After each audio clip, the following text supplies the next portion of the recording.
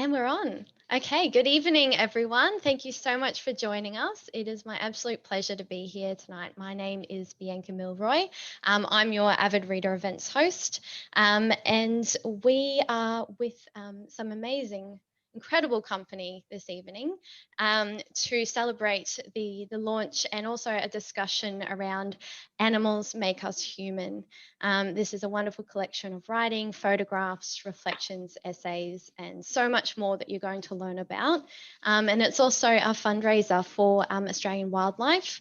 So I'm just letting someone in. So any sales from the book tonight, the proceeds go towards the Australian Wildlife Conservancy, and yeah, it's a wonderful cause. So we do really appreciate, encourage you to follow the links that I'll be sending through. Now, if you haven't attended an online event with us before, with Avid Reader, hopefully everyone's fairly familiar with Zoom, but I'll be communicating with you via the chat function. And you can also use this to communicate with me when you have any questions as well throughout the event. We will go to Q&A at the end. We'll have about 10 or 15 minutes, so please feel free to send them through at any point. All attendees will remain on mute for the duration, just to minimise any disruptions for our speakers this evening. And I think that's all the housekeeping I need to cover. So I will go ahead and I would like to also begin with an acknowledgement. So from wherever you're joining me this evening, just take a moment to please reflect on the traditional owners of the lands on which you are joining us from, as I acknowledge the traditional custodians of Meanjin or Brisbane. I pay my deepest respects to the Yuggera and the Turrbal people, to all elders past, present and emerging. And I acknowledge that this land has always been and will always be a place of creativity, community and storytelling. And on the theme of that, a really unique place of flora and fauna that we are celebrating this evening. Okay, so as a response to the devastating 2019 and 20 bushfires, Animals Make Us Human both celebrates Australia's unique wildlife and highlights its vulnerability. So this evening, we hope you feel uplifted. We hope you feel deeply moved, but this collection is also an urgent call to action. Now, to introduce our special guests this evening, firstly, I'll introduce Leah Kaminsky and Meg Keneally. So both Leah and Meg combined their writing talents and love of nature to edit this collection. And they'll be speaking all about that as well very soon. Leah Kaminsky is a physician and an award-winning writer.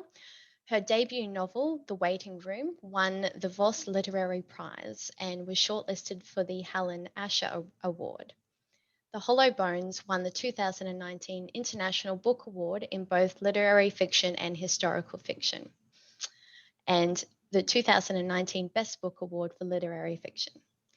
She holds a Master of Fine Arts in Writing from Vermont College of Fine Arts. With us tonight also, Meg Keneally.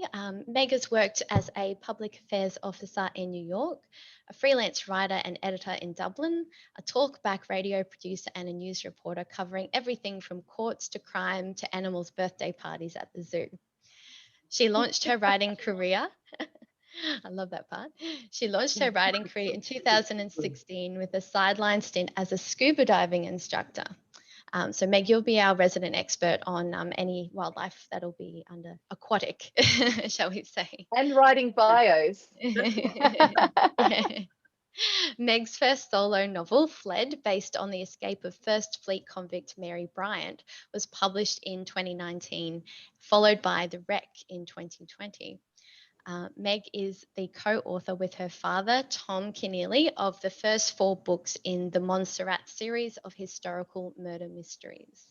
The 5th in the series, The Valley of the Swells, will be published in Australia this year. And I hear the first one to include a serial killer, apparently. Yes, might have to push that out by a year, but we'll see. Well, forthcoming. Meg lives in Sydney with her husband Craig and children Rory and Alex. And joining us in conversation tonight are the lovely Holly Ringland and Ashley Haye. Holly Ringland grew up in her mother's tropical garden on the east coast of Australia.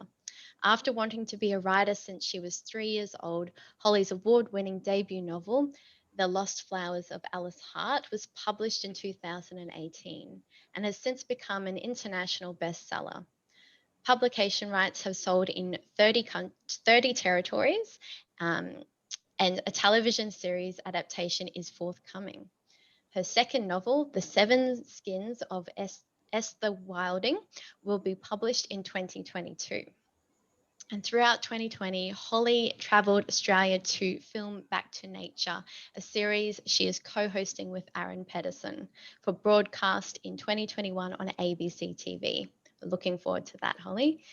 And as you may see from Holly's background, she also bought a 1968 Olympic Riviera caravan named Frenchie, her pandemic Plan B writing office, based on Yugambeh land, southeast Queensland, in which Holly spends most days writing Esther's story.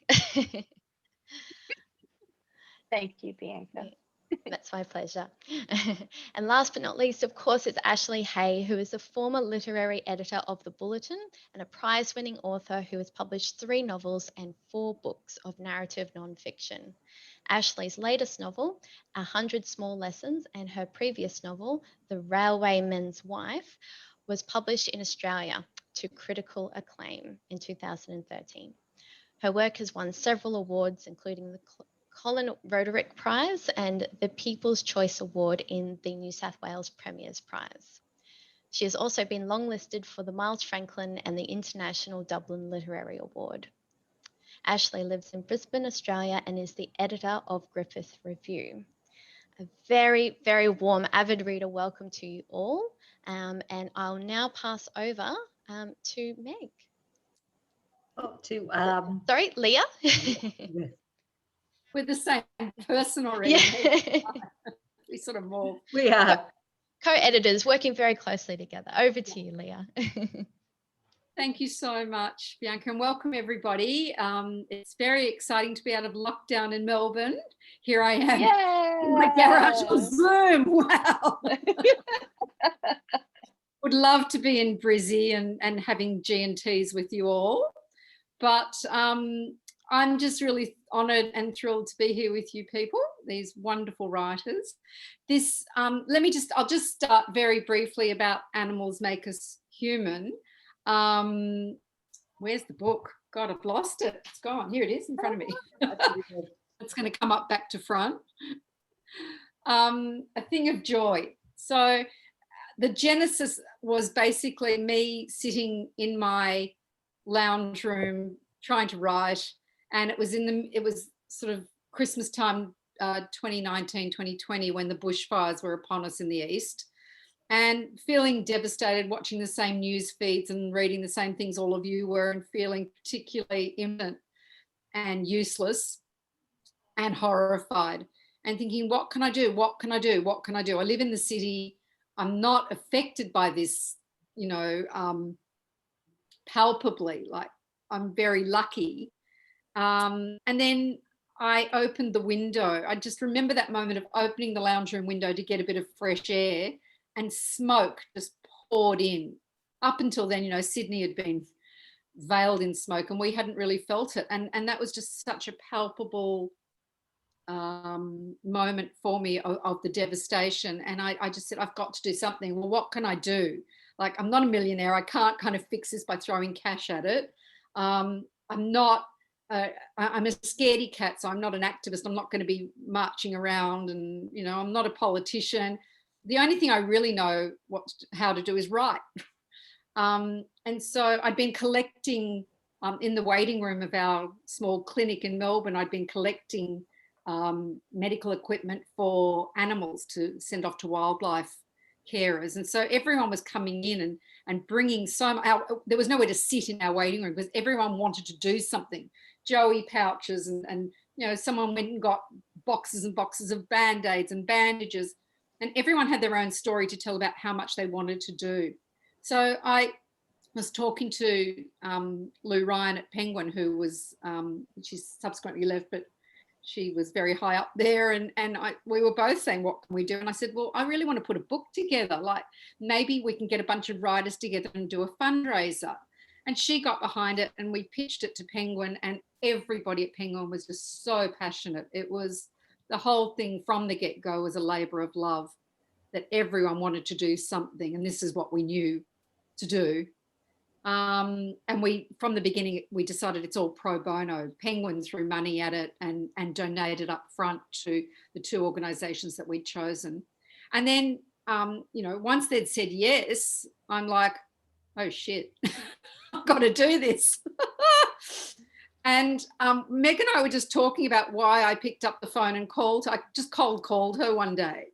And I think it was I told her it was my inner chicken. And my inner chicken's got sort of ruffled feathers a bit like this. But I think it's actually my inner duck, Meg, on second thought. And I just rang her out of the blue, God knows why. And I said, do you want to edit an anthology with me? Blah, blah, blah, blah, blah, blah, blah. And I just knew she'd say no. I'm just like, why am I ringing Meg? And, you know, I'd met her once before. And I'm like, why am I ringing her? And before I even finish the sentence, Meg goes, yes. And I'll hand over to you now, Meg. Well, yeah, as Leah said, a lot of us were looking for things we could do, and I am very badly organised. I'm no good at managing people. I don't have any of the skills that might equip you as a valuable volunteer for a charity.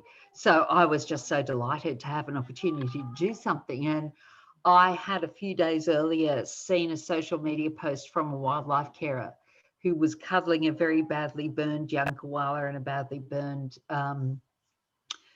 young kangaroo, both of whom were not destined to survive for much longer. And she had written, sometimes all you can do is be there when they pass. And that just, you know, rocked me back on my heels. So to have the opportunity to do something positive was just such a great gift for me.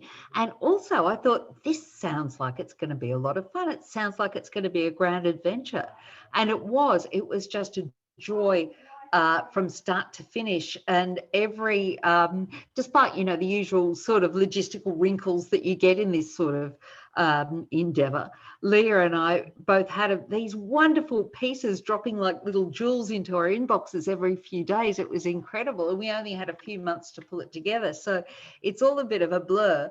But I wanted to quickly talk as well about what we wanted to achieve when we sort of talked through what we wanted to do, and we both agreed that the people who are receptive to messages around conservation based on logic and facts and figures have already consumed those messages. They've already internalized them. What we wanted to do was reach out to people who were perhaps a little bit further outside that circle. And we didn't want to be lecturing. We wanted to do it through emotion. And we essentially asked all of these wonderful writers to write us a love letter to a species or an ecosystem or a part of the natural world that really spoke to them. And we felt that was the best way to really engage people in, first of all, appreciating what we have. And then the next step from that is understanding what it would mean to lose it. We felt people needed something a little bit hopeful. So I think the book is very hopeful, but it also does, we hope, frame what we do stand to lose and what we can do to steps we can take to protect it. And one of the incredible things was we didn't ask anyone to write about a particular animal. We just asked them to write about what spoke to them. And we got these incredible critters back. It was just amazing. I'd never heard of a phascogale. We got a phascogale, Google them, they're incredible.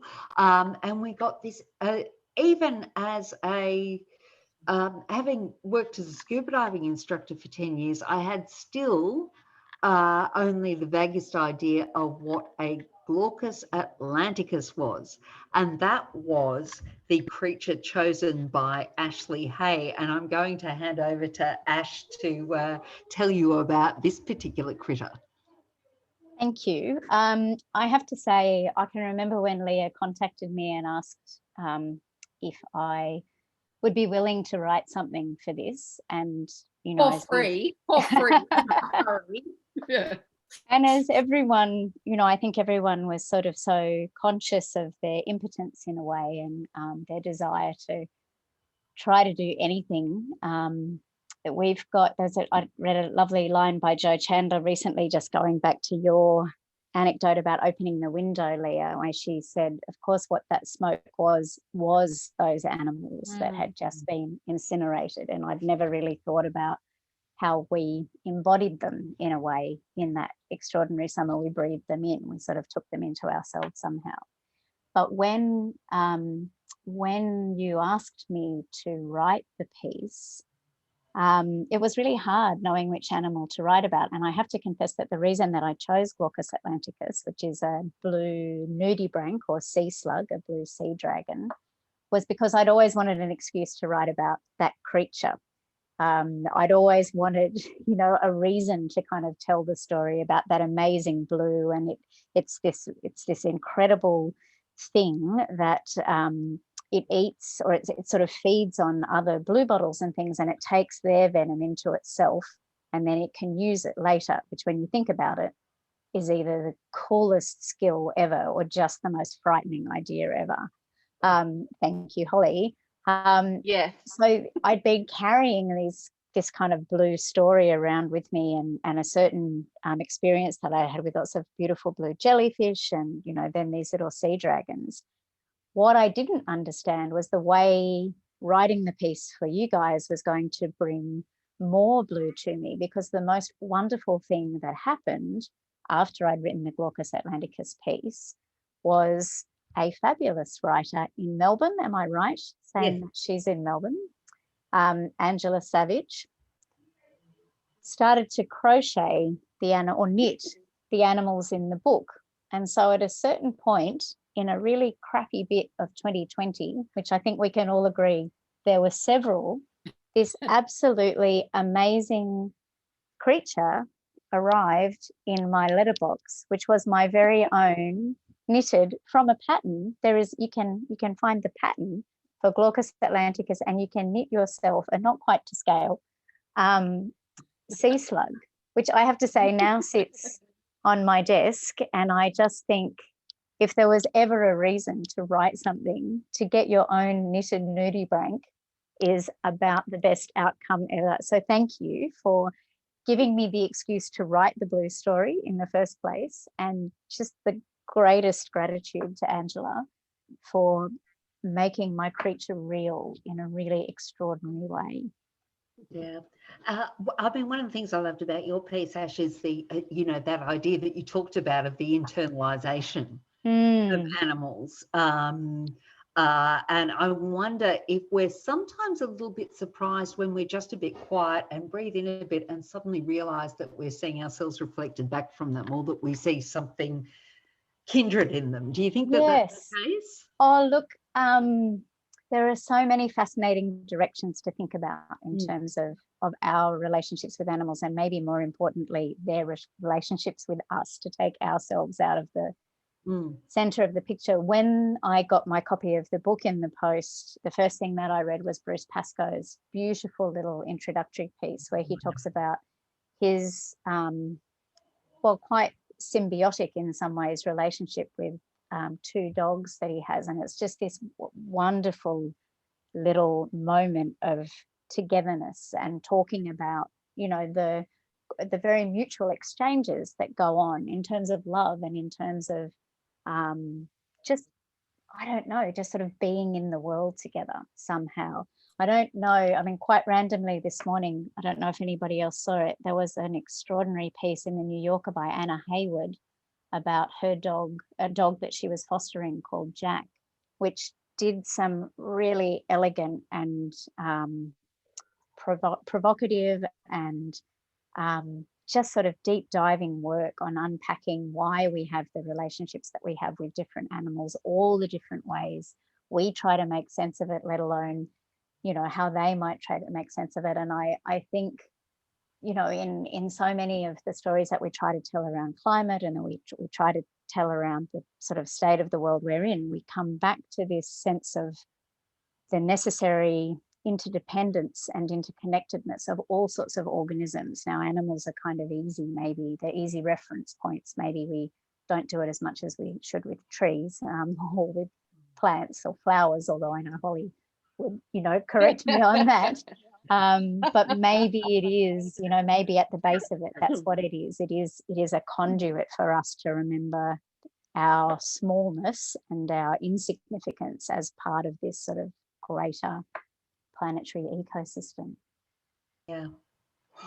And as you mentioned, Angela Savage, very kindly, who's now running public libraries in Victoria, as well as being a novelist, very kindly organised an army of crafters to make all of the animals that appeared in the book and send them to the authors. And let's see your glaucus again. And oh, look. Leah's duck. Should we do a little literary critter show and tell? Yes, let's do a show and tell. This is my eastern blue groper. That's Leah's duck, and It's not a duck, it's a Black Pacific duck. Black Thank Pacific you. duck. I do apologise, but one of the ones I particularly love is Holly's lemon migrant butterfly bag, which is just the coolest bag I have ever seen in my entire life. With pom-poms. Yeah. Holly wrote about lemon migrant butterflies. So Holly, tell us about the butterflies. Where to start about butterflies? Yeah. We were talking before, we were talking in our little Zoom green room before everybody joined us about wanting to be a writer when we were young, and that being the direction that hell or high water we followed. And one of the things that I said to my mum when I was little and didn't understand fully the realities of the adult world, I said that I wanted to be a butterfly or a writer when I grew up, which mum, you know, graciously entertained. And I've loved them all my life. And it's not, you know, before I got my first tattoo when I was 35, mum was like, but are you sure? And I said, mum, I've loved them since I was 3. If I'm not sure now, then, you know, I don't know myself at all.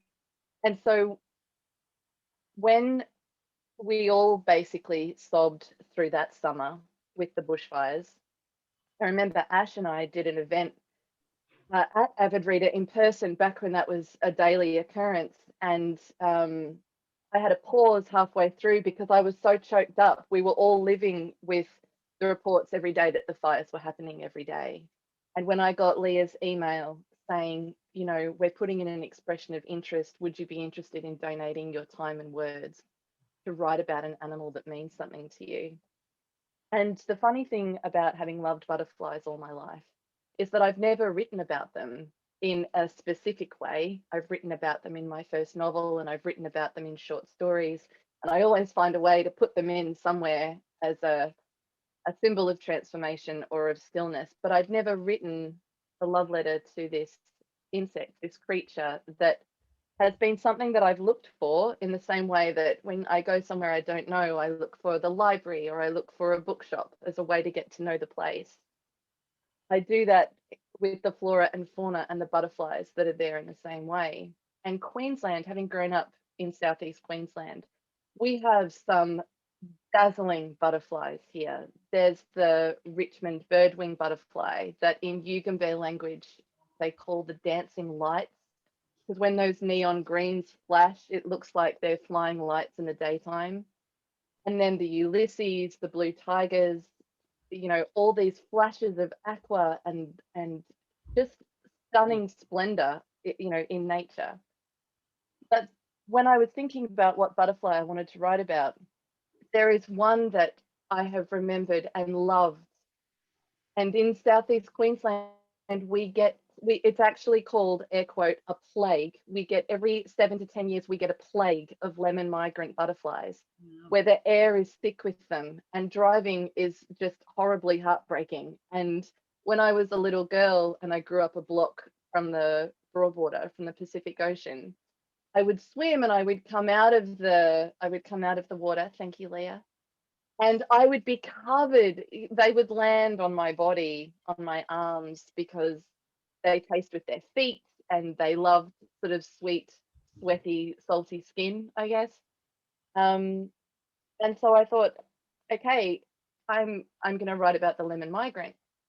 But the amazing thing about an invitation like this is that it does give you the opportunity to pause for thought and to think deeper about why this butterfly I had chosen means so much to me and what it represents and how I've seen it through my life. And then to think about sharing the world with it and it not being in the world anymore because of habitat loss or because of fires or because climate warming. It really brings into line, I felt writing this piece was like going through a time machine right back to Egyptian times when people believed butterflies carried the souls of our dead. And before that, when Aboriginal people believed that they were a symbol of transformation to get away from evil men. I was blown away by I was humbled by having the opportunity to write this piece. You know, I don't mean this to sound cheesy or naff, but it was really transformative to write about a butterfly. And it was, you know, it was the first new thing that I had written that was non-fiction since Alice Hart. And it was the first thing that I'd written in 2020, which, as Ash was saying, was just a heartbreak fest for us all. It was a really beautiful opportunity. Well, I remember emailing you after we received the piece saying, I'm actually crying when I read it. So was I. Yeah, it's, oh, guys. It's just gorgeous. And you know, it's interesting too, because, you know, you were saying it gives you an opportunity for introspection. My head was all over the place at the start of the pandemic. And it was great to have this space where I kind of felt I had permission to play with words and with, you know, with what I wanted to say. Did you guys feel that as well, Ashley and Holly? I think so. I mean, I found it really interesting. I sort of I'm trying to think what the right word is. I'm kind of a paused novelist at the moment, and I find it really interesting that what that means is, particularly in 2020, which, you know, was the year that it was, and was just, time was the strangest thing. But what I discovered I'd done in 2020 was any opportunity that anyone said, would you write for this? Could you contribute to that? I kept saying yes, not really having the time to fit it in around the collapse of everything else that was going on. But there was something incredibly important about finding bits of voice and bits of story. So for your anthology, for that amazing catalogue that the National Gallery in Victoria did for its triennial, and they offered me the opportunity to write about clouds, and I, you know, found myself sort of thinking, oh well, that'll give me the excuse to sit and look at the clouds, as if that won't happen otherwise. There were a number of things. I think you're right, Meg, that it was a hard year to make sense of, and so many things had to find a way of keeping going and being business as usual, that it made those little nooks and crannies of possibility and imagination even more important to grab and to sort of do something with, in a way. I sometimes felt I was rebuilding myself one sentence at a time at various points. Did you feel that way, Holly? Yeah, Meg, something that I noticed myself practicing and saying a lot last year and continuing into this year is sort of two ways of being happening at the same time. One way of being was, God, we are so, my partner Sam and I are stuck in Australia. We had been living in the UK for a decade. We flew home for Christmas in 2019 and we haven't gone back. So I was often saying to myself, we are so lucky. we are together, we are here, we are where both of our families are, and we're so fortunate in a myriad of ways. That was one side. And the other side was just brain melting anxiety and grief about the state of the world, about the climate crisis, about the US election. All of these things, the anxiety that I was experiencing was just, my brain was just thumping. And that was pushed up against, but I'm so lucky and I'm so grateful. Yeah. So they were constantly at odds with each other. Something that Sam and I would often do to bring ourselves out of those head pounding sensations and into our body is 20 minutes drive, there's rainforest. And we would go and do a 5K walk in the rainforest. And I would spend the whole time walking in the rainforest thinking, it's not going to work this time. We're going to finish the walk and I'm still going to have a pounding head and I'm still going to be anxious. And yet every time we went at the end of the 5K, I was back in my body. I was calmer, and it's because I had been noticing the bird call, the little snail on the track, the different types of gum trees.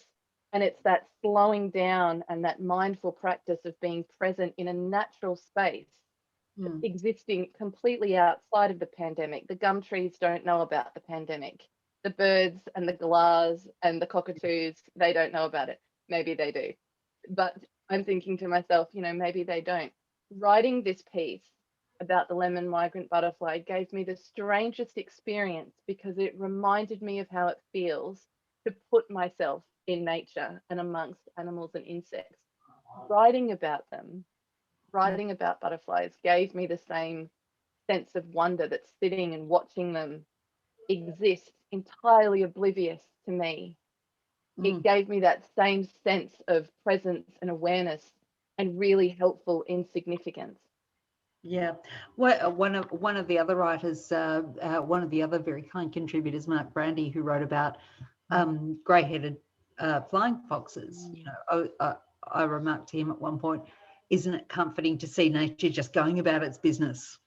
And it really is. But unfortunately, there are some critters that can't go about their business, including right now in duck hunting season, Leah. Oh, I just read about that. Yeah. Yeah. Do you want to tell us about your piece, and Leah?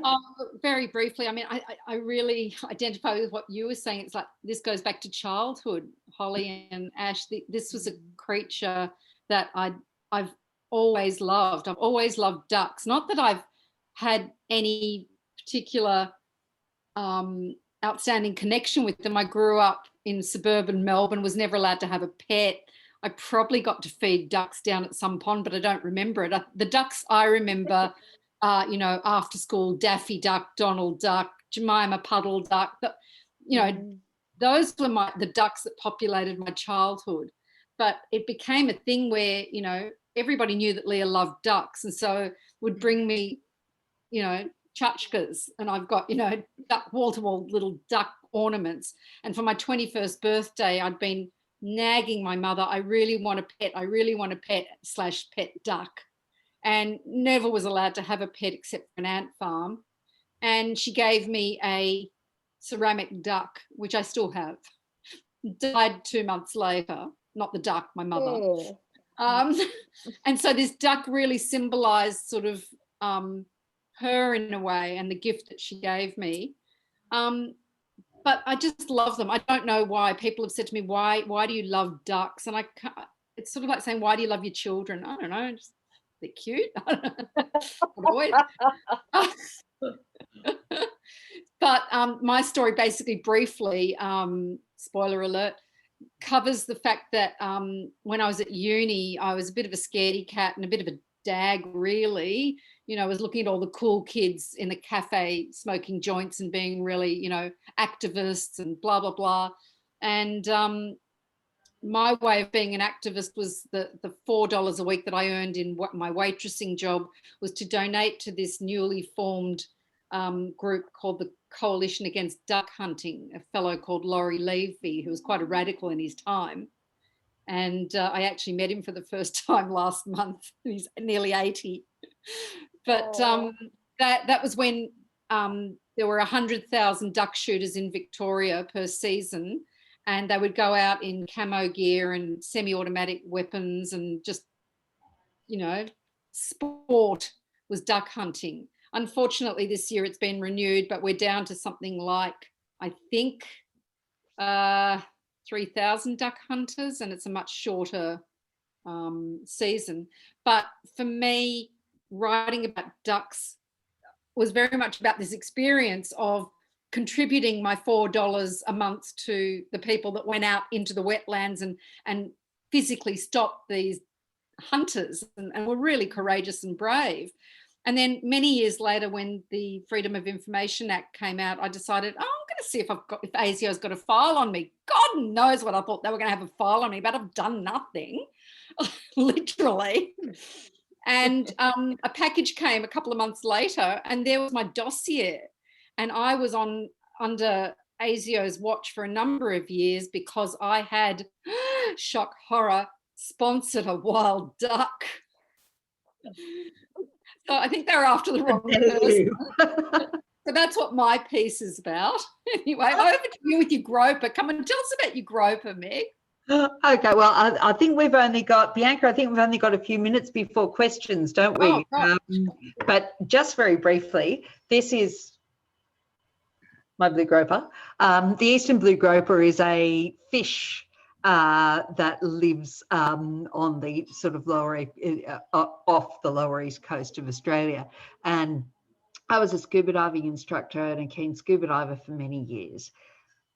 And I always remember the first time I breathed underwater, I was kneeling on the ocean floor and this fish came zooming up to me and just sort of hung in the water and sort of examined me a bit. And I remember the orange zigzags around its bright blue eyes. And I remember that when I looked in its eyes, and I'd always assumed until that moment, I'd always assumed that pretty much everything underwater was an eating and breeding machine. And that was it. And when I looked in this fish's eyes, I saw something beyond a machine looking back. And ever since then, whenever I've been underwater, I have seen something beyond a machine looking back, some intelligence, perhaps not one that we can understand, perhaps not one that we can communicate with, but there is something more than just a raw survival instinct there. And this was the first critter to introduce me to that. On top of which, anyone who thinks fish don't have personalities has never met an eastern blue groper, because they are complete hams. They will follow you for 20 or 30 minutes. If you try to take a picture of another species, they'll insert their head in the frame at the last minute. If you write on your slate to another diver, you'll look up and there'll be a fish sort of looking at your slate going, oh, what are you writing there? What are we doing? They'll jam themselves under rocks with you to look at other creatures. They're just wonderful, and they will swim with you and keep you company. And there have been times underwater when I felt a little bit uncomfortable, a little bit maybe even afraid, a little bit claustrophobic when there's been strong currents or low visibility. And when it's low visibility, it really can feel quite close down there. And one of these critters has always been swimming along beside me, and I've drawn comfort from them. So I called my piece the fellow traveller, because that's really how I feel about this critter. So so yes, there was no way. I think, you know, I felt if I was going to edit it, there was no way I was not going to write about. If I was going to co-edit it, there was no way I was not going to take the opportunity to write about him. And I say him advisedly, by the way, because only the males are blue. I wanted to ask you, you know, because you've got a bit of a vested interest here. You know, I'm very partial to animals in literature, and I've written a lot about, you know, the voices of animals coming through. One of my novels has got a talking taxidermied panda, much to some of my readers' horror. But there seems to be this sort of wellspring of people writing about or from within, from the viewpoint of animals. Do you want to just, you've sort of, we were talking beforehand about that. Yes, this is my nasty piece of cross promotion for the night. in the current edition of Griffith Review, we've got an amazing conversation between three novelists, Laura Jean Mackay, who won lots of fabulous things in the Victorian Premier's Literary Award recently, for her novel Ganimals in That Country. Chris Flynn, whose amazing book Mammoth came out last year as well, and Erin Hortle, whose novel is The Octopus and I. And this is a three-way conversation about these three writers talking about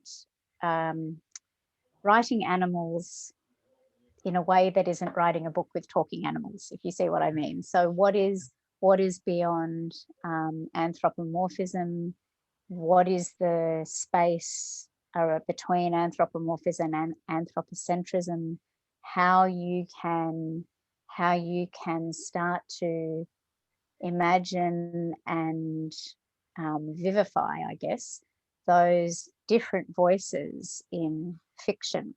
And it's this lovely, erudite, and occasionally incredibly funny exchange between three really fascinating writers who've written three amazing pieces of fiction, all very different in their own way, but just this lovely meeting of three minds who've grappled with some interesting questions about giving voice to the voiceless, why it matters, what the sort of purpose of it is, and how it sort of changes the stories that they're able to tell. So where the book that it's in is an edition of Griffith Review which is themed around resources, and originally it was going to be called Animal, Vegetable and Mineral, until we realized that what with one pandemic and another, we needed to be a little bit intangible about our resource thinking as well. But these animals are very clearly the kind of animal spine in the book in terms of the stories that they give us, and just some really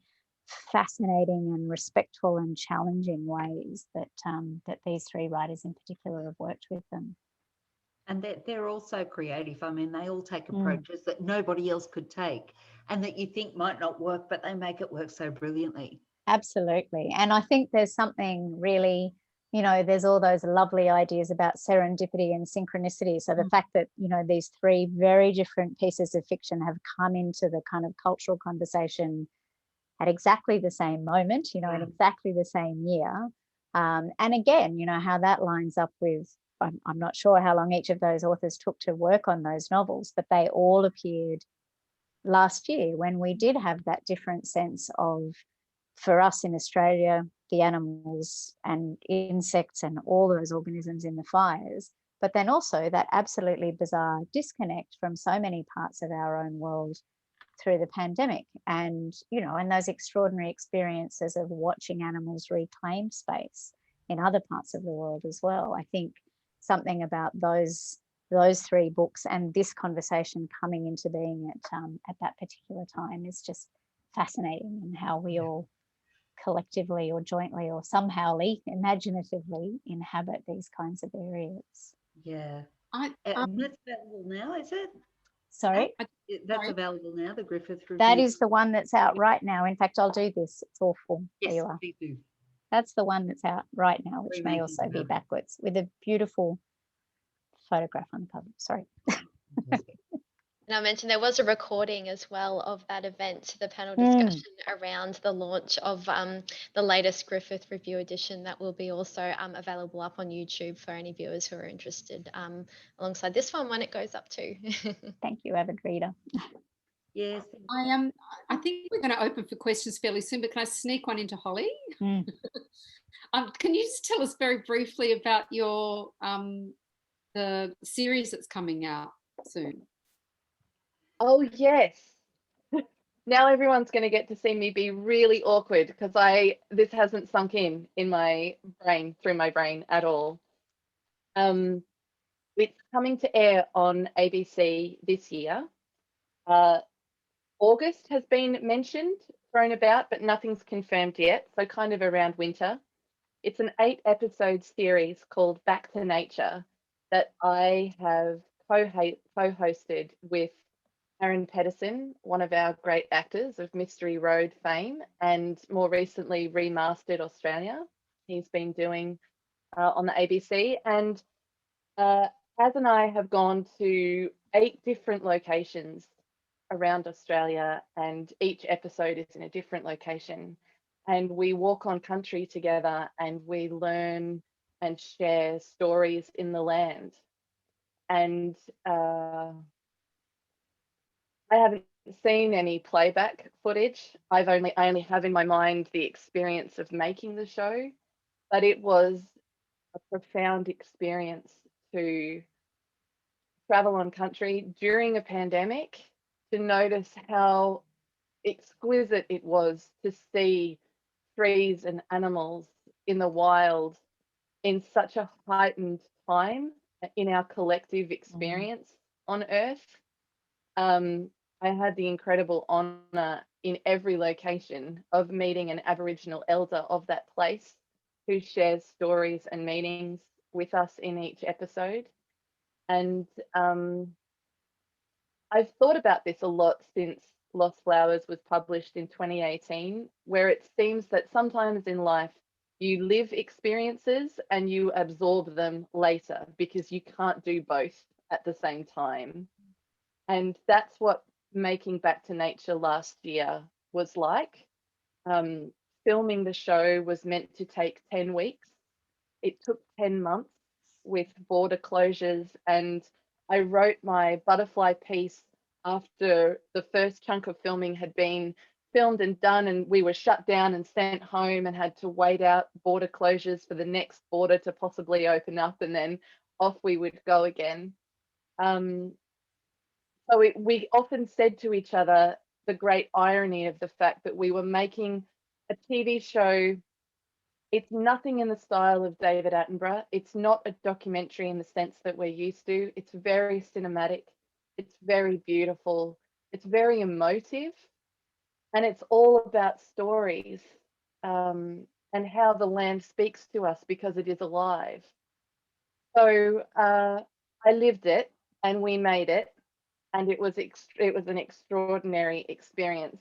And future Holly will absorb it, and probably a lot of Jen will be required to do that. But it will be on air in the second half of this year.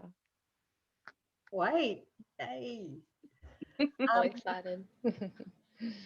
I really can't wait. Are we ready for questions? We have a couple and we are running out of time very quickly. So I'm just conscious that we do have some fabulous questions and I'd like to give both of them, time to be able to be answered, hopefully by a couple of you across whoever would like to take them. I get particularly excited, and it's probably the writer in me, I think, when we have other writers join us at avid reader events, which happens frequently because they ask really good process questions. So we have Jeremy Lachlan, who has asked, just as connecting to the natural world can feel relaxing, do you all find writing about nature more relaxing than writing about other themes, spaces, or subjects? And the second part of that question is, do you find you approach it differently, or is the creative process much the same? God, I love you, Jem. Your brain. You take this one then, Holly. That's a fascinating question. You should go first, Holly. That is such a good question, you beautiful brained human. I was thinking about this just today because I've only written one novel, and so I don't have an extensive backlog of experience like the rest of you amazing ladies. But the thing that I do know about my writing is that I almost subconsciously in my writing have turned to nature as a way of me making sense of what it feels like for us to be alive. When I made up a language of flowers in Alice Hart, it was the habitat and propagation properties of the flowers that held up metaphors for our emotional experiences of what it is to be human, like choosing the desert peas to mean have courage, take heart. That came to me because to propagate desert peas is notoriously a fickle process. If you tend them, and often their seeds need scarring, they have to be wrapped in cotton wool, they need the right temperatures to grow them in pots. once they're growing, they're thriving. And I thought, well, that sounds like courage. And you see them in the wild, in the deserts, inland, they'll survive frost and they'll survive 60-degree like heat. And I thought, once courage is firing, that sounds like courage. So I think writing nature, always writing any aspect of nature. And the thing about magic is that I think if anybody doesn't believe in magic, they haven't paid close enough attention to what goes on in the natural world and what's happening there all the time that is completely independent of anything man-made and man-created. And I find it probably the most beautiful part of writing for me. Where I am my calmest is when I'm writing about something that reflects the natural world and attaches it or connects it to what it means to be alive and to be part of nature, because we're not divisible. We are it and it is us. Yeah. Does that answer the I just want to question? jump in very quickly on that, and just to riff off what you were saying, Holly, if I may. Just in my latest novel, The Hollow Bone, I followed a Nazi zoologist who was a nature-loving little boy, and that took me to looking at how our love for nature can actually be completely turned around, and the bloody history of zoologists and zoology and the study of animals and what we've learned about nature. And so for me, the way that was a horrific book to write, but beauty, you know, the light that shone in was writing about the birds that he loved. He was a Tibetan ornithologist, and so learning about birds and having to study feathers, and that was just awe-inspiring during writing, in amongst all this dark, murky stuff. So yes is the answer. Do you have anything to add to that, Ashley? I think probably similar to Leah. I think it's a really double-edged thing. On the one hand, I'm absolutely, you know, that the pause and the observation and sitting with something and finding a way to write it, finding a way to kind of pin it without the pen and the alcohol is wonderful. And I think it's often how you bring a piece of writing to life, by dropping in the place or the ecosystem or the sounds of it or the smell of it or whatever it is. But then by the same token, a lot of the nonfiction writing that I've done in the last, 10 or 12 years has been around climate and the climate catastrophe. And that is some of the most confronting writing that there is, partly because sometimes you are writing about something that is obviously cataclysmic, but also because a lot of the time you're writing about something that is cataclysmic but not obviously cataclysmic. And one of the other pieces of writing that I managed to sneak in last year while I was denying that I was writing anything was for the anthology that Cameron Muir and a couple of other people put together called Living in the Anthropocene. And I think all the emotions that the Anthropocene has delivered us, as Glenn Albrecht's sort of written about, it's not just nostalgia anymore. There are so many complicated griefs and losses that we are navigating. And it's a really interesting thing to live between the wonder and the beauty and the absolute, exquisite pleasure of that kind of mindful observation, and the astonishing thing of being alive, being a sentient creature, on this little blue marble, against the other, kind of bigger story of all that. So sorry, that's a sort of large existential answer, but yeah, I think it's both of those sides are important and it's a big valid question, and it's an important question, and I wish we had more time to to deal with it. You could spend the full hour just exploring that one question. Yeah, So thank you very much. An hour wouldn't be enough. So thanks, Jeremy. It's a really, really interesting question. Do we have time for one more, Bianca? Yeah, I think so. Look, if everyone's okay if we go a minute or so over, and again, this question is from Brooke Davis. She has said, "What a beautiful and far-reaching discussion. Thank you all so much." And just to frame Brooke's question to come as well, I thought I'd bring Chili on board. Chili! Zoom companion, because she'll work in perfectly for this question. And also just say my word of 2020 was Zoolatry. If anyone has heard of Zoolatry, it means the excessive love and attention given to a household pet. And I just thought, yes, that is write that one down. So Brooke's question is, I'd love to know more about your pets, if you have them, and if they've played a role in helping you through difficult times. Okay, we'll go, why don't we go right to left? So we'll start with Ash, and then Holly, and then Leah, and then I'll tell you about my one solitary pet. I have a dog who Holly has met, and Holly can vouch for his bounciness. I love him unreasonably, as every member, the two other human members of my family will attest to.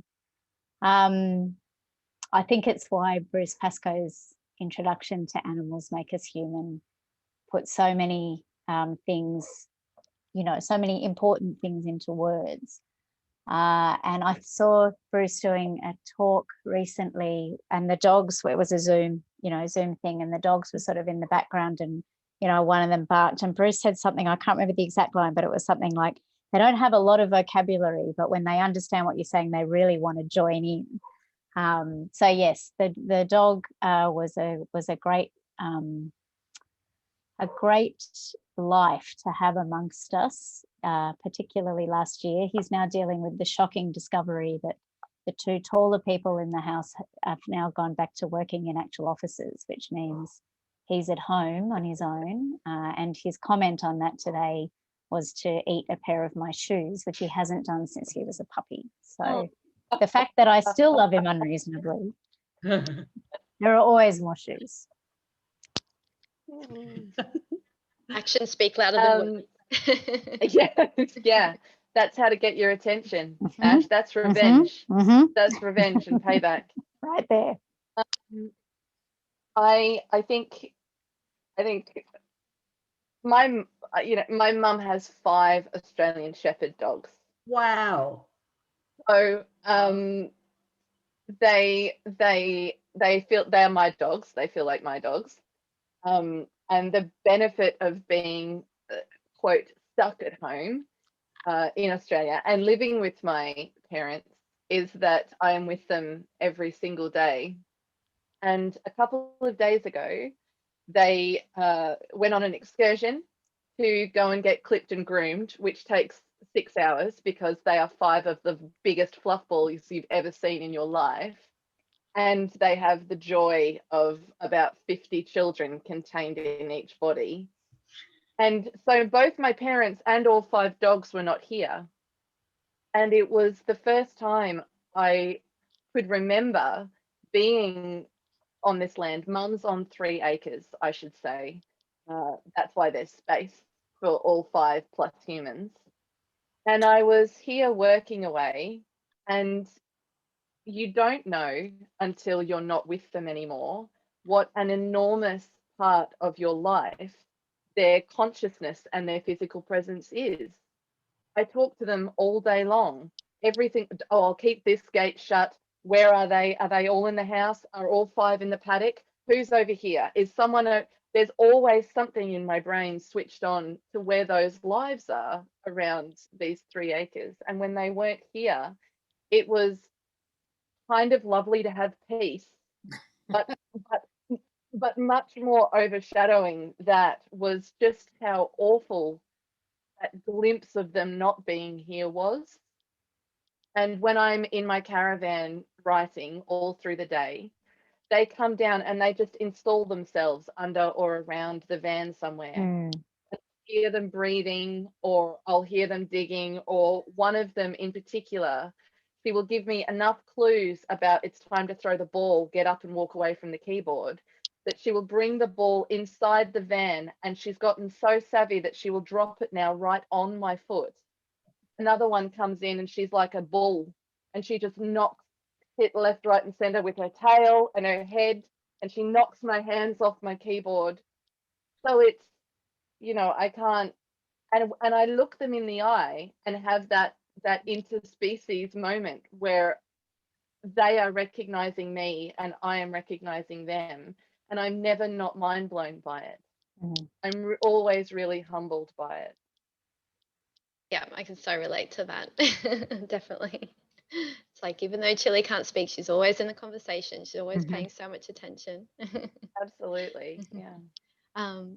Who else want to do? We've probably got a minute or so if anyone wants to. Leah, tell us about Cotsy share. and Yeti. Is Yeti there still? He will not come on demand. Of course, he's a cat. I was never allowed to have pets when I was a kid, so I made up for it when I had 3 kids. We just had a menagerie, an absolute menagerie, and both of my daughters are zoologists and conservationists. And so we had our 15-year-old dog died recently. We've got 2 cats that Meg knows very well, but I want to talk about the fish. So my daughter had a fish, she's always had a fish tank, my youngest daughter, and I recently read a book called What a Fish Knows. And since then, my children, when they come home, find me often singing to the fish tank or putting little ping pong balls in the top. I'm doing fish in Richmond because I used to be pescatarian. I'm now vegan, but my excuse for being a pescatarian was, well, fish have got, very primitive nervous systems and no intelligence. Well, that's bullshit. Read What a Fish Knows. And so I've gotten a very deep love for fish now, and they're my companions. But yes, I could go on and on, but I won't. Meg. Very, very briefly, because I know everyone has to go. We have a old cranky rescue cat called Oscar, who has forgotten that he started life as an alley cat and behaves like an exiled Russian prince. But he is just another heartbeat in our house. He makes the walls sing with his presence and with his vibration. It's hard to explain, but every morning I wake up very early in the morning and he sort of sees me as his heat pad, so he sort of snuggles in there and sort of does the thing that cats do and helps me with my work, and he takes me out of myself. And I think that's one really important thing that animals do, because they take you out of yourself, and also they show you that you have something to contribute. I think perhaps sometimes even more than humans do.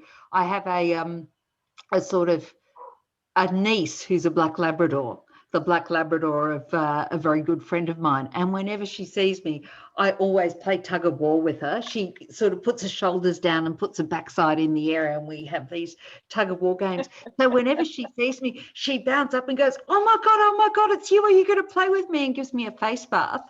And I sort of think, isn't it wonderful that that sort of pure joy exists? And can we perhaps reconnect with that? So I must say, just the title of the book, when I floated it, Animals Make Us Human, that was the last line of my novel. And when it came out, one of my colleagues said to me, I think you need to change the title, or just before it was about to go to the printer. And I said, why? What do you want? What do you suggest? She goes, I think you need to change it to Animals Make Us Ashamed to Be Human. Oh. Hopefully not all of the time. No.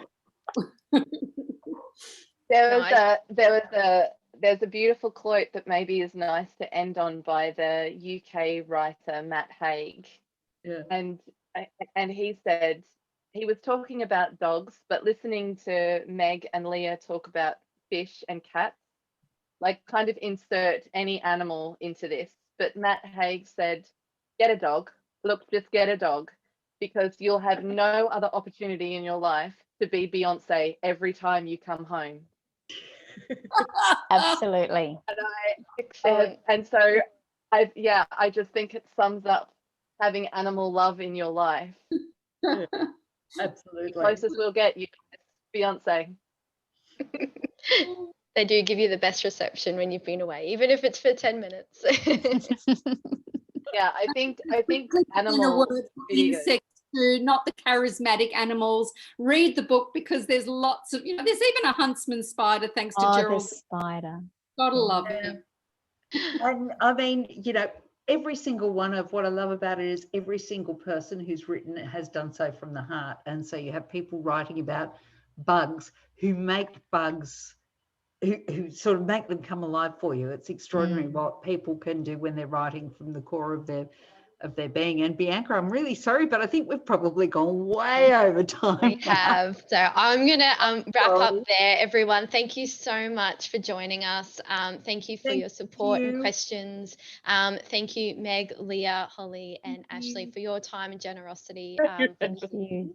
And I'm going to let everyone come off mute so we can give our guests tonight a very warm round of applause, Zoom style, of course. We wish we could all do that in person. You should be able to unmute yourselves now. So Thank you. Thank you. Thank you so Thank much, you. you guys. Thank you, so guys. much, you guys. Thank you, everyone. Yay. That's my pleasure. Thank Thank you for your you. Have a lovely time. evening. Good night, everyone. Thanks, Holly, and thanks, Ash, so much for your time. And Oh, the book. thank you, Meg. Thank you, Leah. Holly, I might see you in real life one day. I was just thinking the same thing, Ash. I'm like, note to self, all the people I'm going to text after this ends. Let's make it happen. Night, night, everyone. Thank Goodbye. you. Good night.